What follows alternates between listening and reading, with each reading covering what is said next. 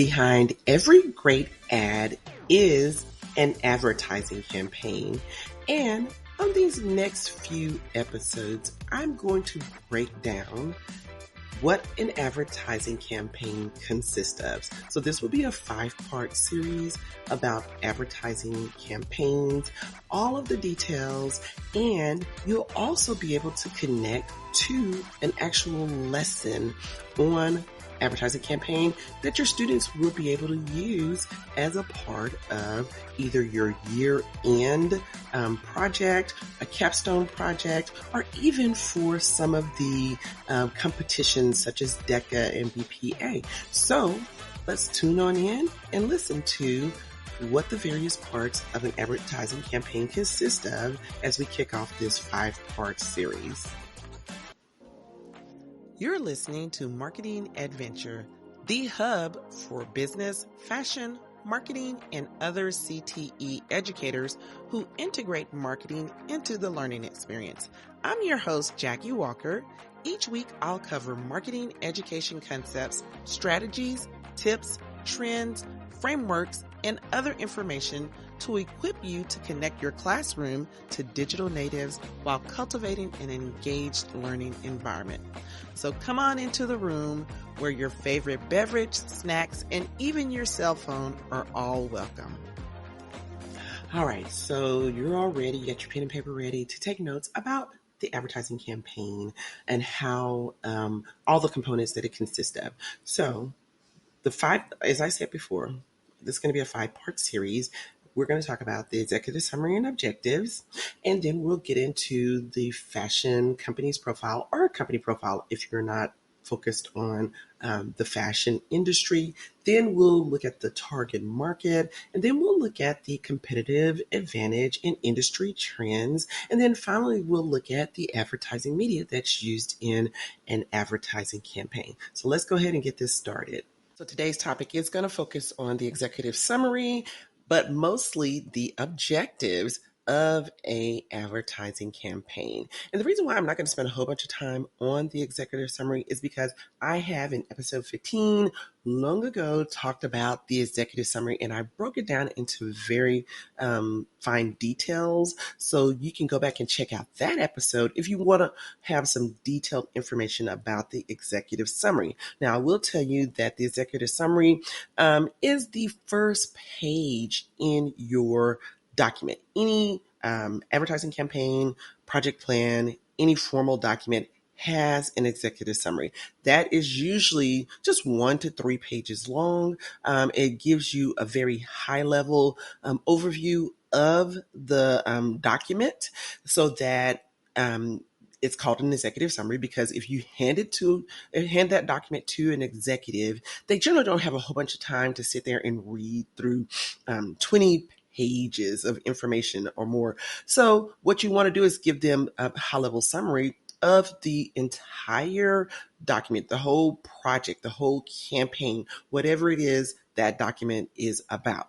And so they'll be able to easily read through in about 5 minutes what the high level points are about the document. They'll be able to see what the objective is, the purpose, what the results are that you're expecting, look at the metrics that you're tracking, all those different things at a very high level, which means that you're just giving them like bullet points and just the important and key information, and they'll be able to make a decision. Okay, yes, we can move forward with this advertising campaign. We can move forward with this project plan. We can move forward with implementing this.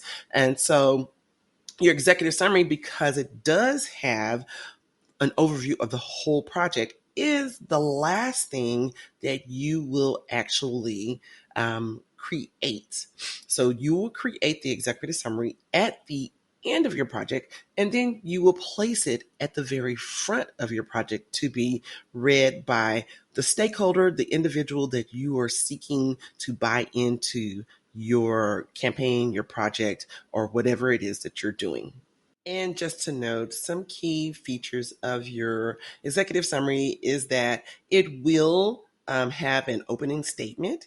It will highlight key metrics. It will highlight the purpose of the campaign or project, you can have graphics and visuals, but keep them small and to a minimal because you want to be able to put your key points in your executive summary and not necessarily use large graphics because that's not necessarily needed in the executive summary because you're highlighting that information.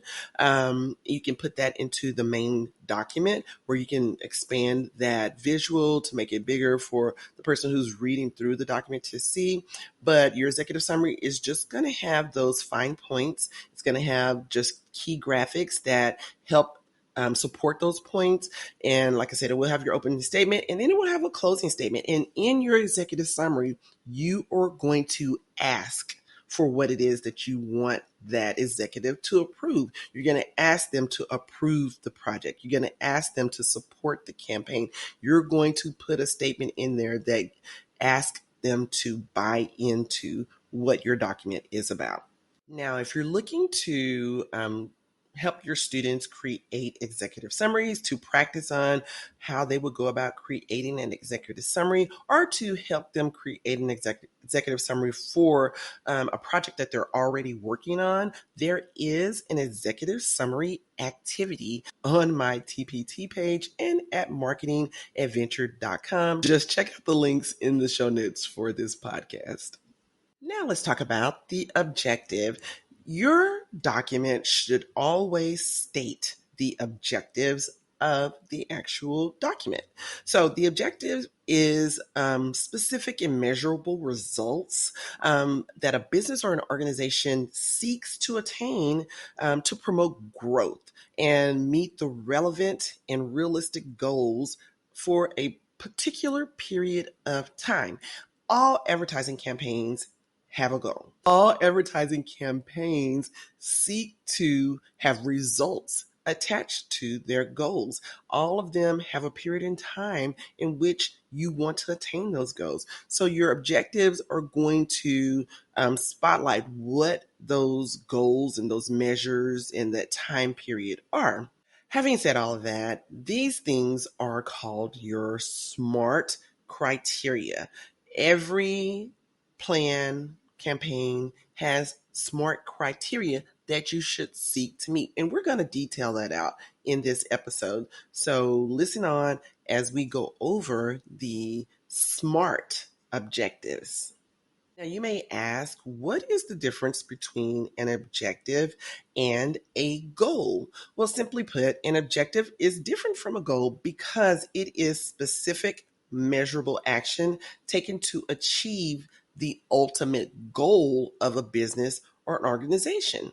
So a goal focuses on long-term outcomes and is connected to the vision and the mission and purpose of a business or organization, where the objectives focus on the short-term things that you want to accomplish to meet the goal, to meet the objective and the mission of the organization or a business.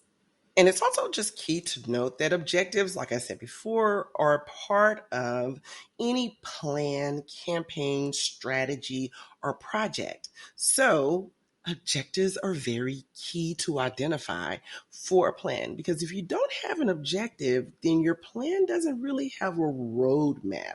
Your campaign really doesn't have a roadmap, or it doesn't have something that it is seeking to attain. It can just kind of be all over the place. With objectives, it helps keep the plan, the strategy, the outcome focused on what the business or organization wants to attain. Now, when you're creating your campaign or your business plan or project, you want to have at least 2 to 3 objectives. You may have more, but generally a campaign or a project is focused on a very specific thing, and the purpose and what you're focusing on that project is tends to be pretty narrow. So you want to list at least 2 to 3 objectives that you want to accomplish with your campaign. Now, these objectives will support the mission and purpose of the company's advertising goals and will indicate success for the campaign. It will allow you and the company and the stakeholders to know that the campaign was successful. Now, as I stated before, the objectives need to be SMART goals. And I know we put goals in there, but that's just how the terminology that the industry uses in breaking down, what your objectives should consist of. So let's go over SMART. What does SMART mean besides being someone who's intelligent? It's an acronym for specific, measurable, attainable, relevant or realistic, and time based. So let's break that down and go over each one of those letters. Okay, we're going to start off with the S, which is specific. So when we're talking about your objectives, they need to be specific. They need to be detailed enough where it allows you or the company or organization to really bring home what it is that you're wanting to do. So, what is it that you want to achieve? What proven method or process or pathways are available for you to follow to achieve your objectives? What mentoring, leadership, groups, etc., will you participate in, or will the organization participate in? What resources will help? These are all the things that you're defining. They're specific things that the company or organization is defining to be specific about the objective for the campaign. Why are you engaging in this campaign? What is the location of the campaign? Who is involved in the advertising campaign? Who is going to be the recipient of the message for the advertising campaign? Who is the sponsor? What are the lessons to be learned?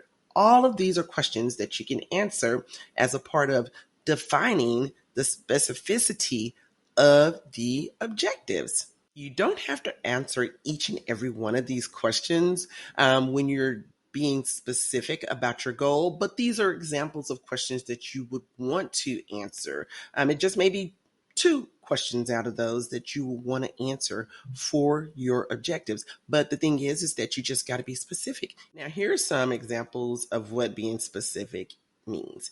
You could, in your objective, say, we want to increase sales revenue by XYZ. We want to grow our social media following by XYZ. We want to extend XYZ brand to a new target market. These are examples, very specific things that you want to do. You're saying specifically what you want your sales to grow to. You're saying specifically how big you want your market to grow on social media. You're saying specifically which brand you want to introduce to a new market. So those are being specific. Okay, now we're at the M of SMART. M is measurable. This is how you will know that you've achieved your goals with your objectives. Okay. So how you will know that you are successful is by attaining that certain measure. This is historical.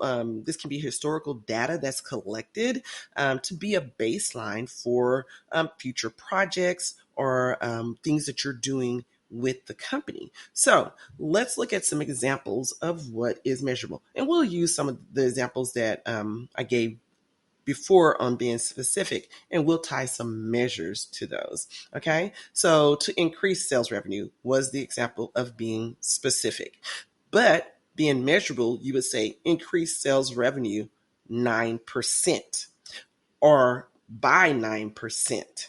So you're giving a very specific number to the growth that you want to see with the sales. Specifically, you want the sales to grow. Measurably, you want them to grow by 9%. Another example would be when we talked about extending XYZ brand. So we didn't say specifically which brand, and we didn't say specifically where we wanted to extend the brand to. So we were specific that we wanted to extend XYZ brand, but we're going to give a measure. We want to extend XYZ brand into 3 sales regions. 3 sales regions give you a number, a measure to grow on. So if you're rolling out this campaign and you said you want to get this campaign out to 5 regions. So you roll it out to 1, That's one of five that you've reached, attained. When you roll it out to two, that's your next one. So it could be rolling out in phases, but by the time you hit the fifth region, you know that you have completed the goal of the advertising campaign. You've reached the objective of rolling out this advertising campaign into five regions. So measure has a number tied to it. So you have specific, you say what you want to do, and you have measure that gives you the number that allows you to know that you're successful with what it is you said you wanted to do specifically. So now let's talk about the A in SMART. A is for attainable. Now, you can set your ideas on a goal or an objective, but it has to be attainable. Like, do you have the skills, the knowledge, the resources, the processes, the support, and the environment to do what it is that you say you want to do? That is a very important thing to determine if it is attainable. We can say we want to go to the moon. We know that people have gone to the moon, but is it attainable for you? Do you have the training? Do you have the skill set? Or nowadays, do you have the money to pay to be a part of some launch to go to the moon? And another part of something being attainable is, has this actually been done by somebody else before? And like we said, as far as the moon reference is concerned, yes, it's been done. We know that it can be done. It has been done over and over again throughout the decades. But looking at an advertising campaign, like, has something of this measure that you're trying to do with your advertising campaign been done before? I mean, just look at some of the advertising campaigns of the popular sports brands, Nike and Adidas. What have they done in advertising that has been unique? That has been something that others are not doing. So what is it that your advertising campaign is trying to accomplish? Just think about the attainability of the things that you want to do. And it's not trying to deter you from thinking outside the box, but it is trying to help you to mold what you can accomplish within a specific time frame with the resources and everything that you have. So it's just trying to keep you more realistic, and we're going to talk about that in the next one when we talk about R. So here we are, we're at R, and this, you can use the word relevant or realistic. It's used, depends on who is talking about the SMART goals as to whether they're going to use the word relevant or realistic. They pretty much mean the same thing, but what it means is, why are your goals important? What is your expectation? What will reaching your goal help you accomplish? So that's the relevancy of the objectives to meet the goals of your business or an organization. So you're going to talk about the relevancy, how realistic it is for you to attain the objectives. So those are things that you would want to specifically mention in your objective. And just to give an example or talk about it a little bit more, the relevancy or being realistic about your objective, let's go back to the increase in sales by 9%. Why is that relevant to your business? It's relevant to your business because you want to either be able to expand your inventory or to bring on new products. It's relevant to your business staying in a retail location as opposed to just in an only online business. So sales growth is relevant. And the realistic thing about it is that it impacts your growth or what you do next for your company. So, as far as the XYZ brand expanding into 3 regions, it's relevant because you want to exposure. The realistic thing is that exposure helps your brand visibility. So those are the things that you want to talk about when you connect your objective to being relevant or realistic to the goals of your business or your organization. Now we're at the last letter, and it's T for time based. Your objectives always need to be time based. You have to limit the time period in which you're trying to attain your objective. So, when do you expect to meet the objective? What does your timeline look like for meeting the objective? Some examples could be using the increased sales by 9%. You want to increase sales revenue 9% more than third quarter of last year. So you want to do better in third quarter this year than you did in third quarter last year by 9%. That's time based. So you're giving yourself the third quarter of the year to attain this increase in your sales. Let's use the extend the XYZ brand. You want to extend XYZ brand into 3 regions by June of this year.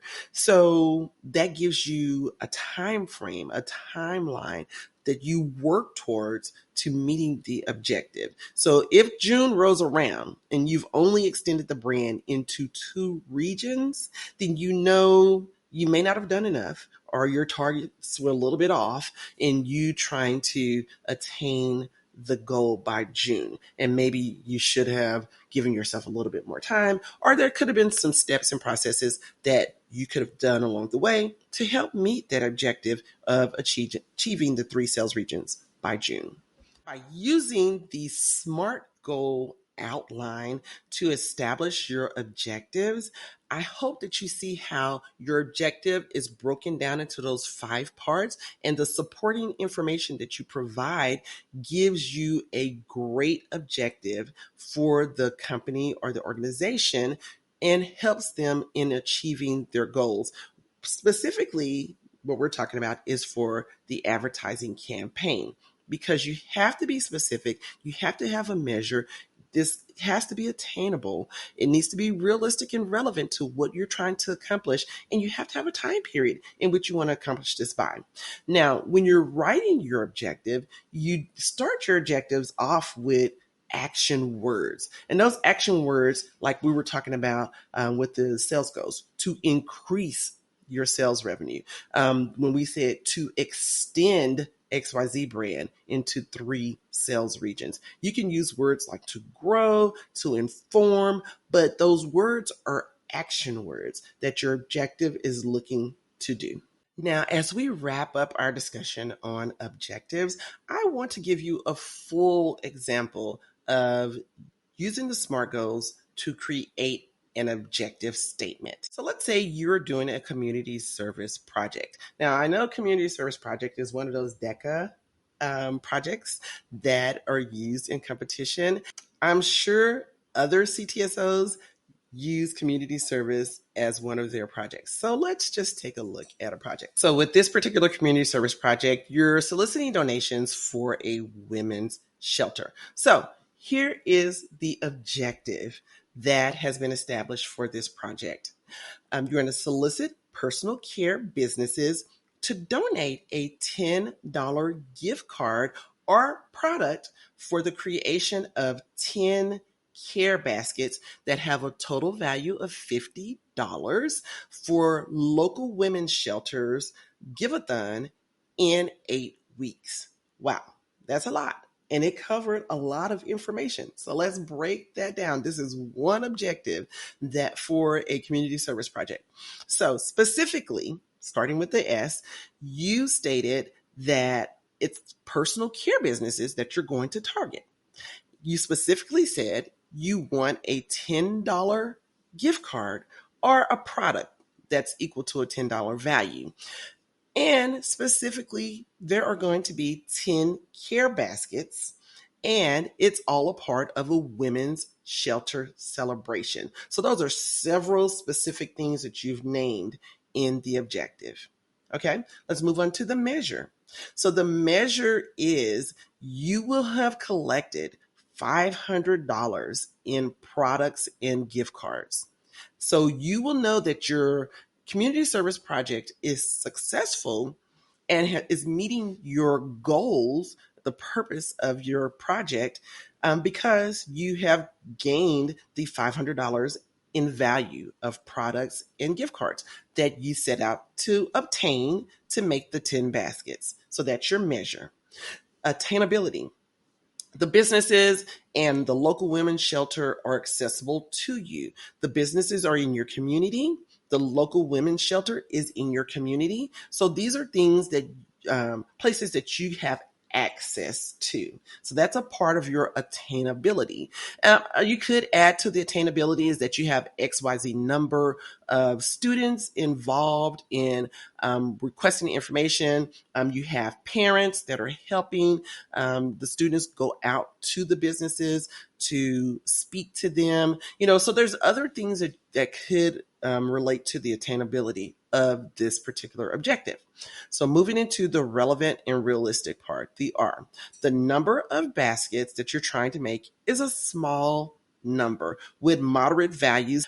These are achievable in the timeline that's suggested. And we're going to get to the timeline next. But it's realistic because you're not sitting out here saying, we're going to make 500 baskets for all the women or all the shelters in our city or anything like that. You picked a specific women's shelter and you made it a small number that your group as a student group can achieve. All right. So time-based, you gave 8 weeks to accomplish this objective. 8 weeks is not a lot of time, but it's enough where you can go out to the businesses in a community, ask them to support your donations to the women's shelter for their celebration and to create the 10 baskets that you and your group want to create as a part of the community service project. So there you have it. There is a whole example of creating SMART goals for an objective for a campaign or a project. Wow. So this has been a very comprehensive look at objectives. And I know I said in the beginning, we talked about the executive summary. We talked about the objectives and the executive summary again. We didn't go into detail in this episode because there is an episode 15 that goes into detail about the executive summary.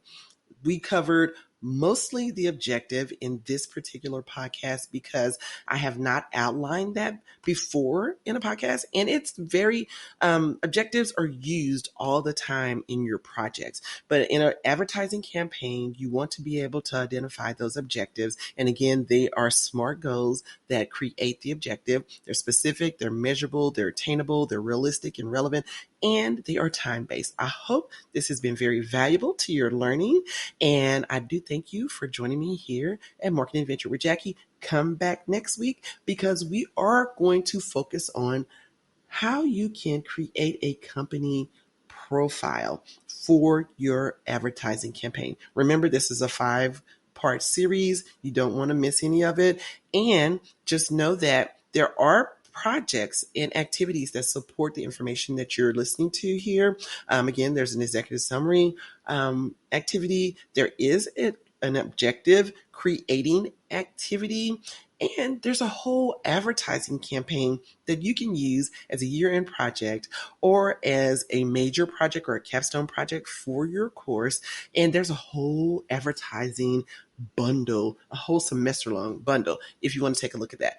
Look at the information in the show notes so you can follow those links to see that information. And I look forward to having you back here with me again. Thank you for listening to Marketing Adventure with Jackie. I hope you have a wonderfully blessed day.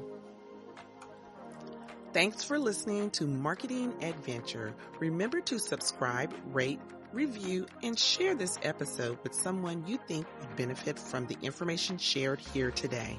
If you have any questions or want to connect with me, find me on Instagram at Marketing Adventure.